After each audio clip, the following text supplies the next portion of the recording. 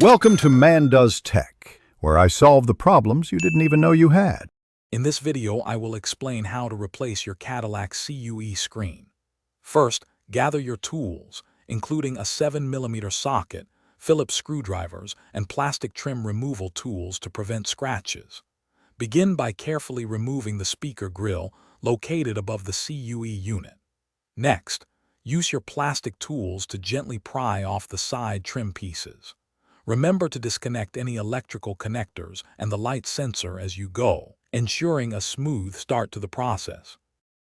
Now, let's remove the CUE module from your vehicle. Begin by carefully removing the floor console trim plate, working from the center console forward. You will need to disconnect a single gray electrical connector. Next, locate and remove the 4 to 6 7mm bolts that secure the CUE unit in place.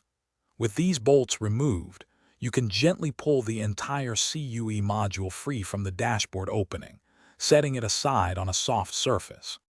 With the CUE module out, it's time to replace the screen. First, remove the rear cover and the lower compartment by unscrewing the necessary fasteners. Locate the delicate touchscreen ribbon cable. Gently lift its small black locking clip using a flathead screwdriver or plastic tool. Carefully pull the ribbon cable straight out. Now, remove all the screws holding the old touchscreen in place, then lift the faulty screen away from the module. To finish, carefully place your new touchscreen, ensuring all alignment pins are perfectly seated.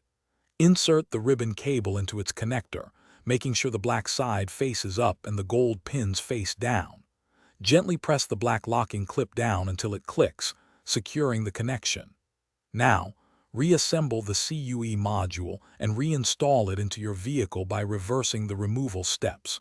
Finally, turn on your car and test the new screen. Some units may require 15 minutes to synchronize. Thanks for watching. If you found this helpful, don't forget to like and subscribe.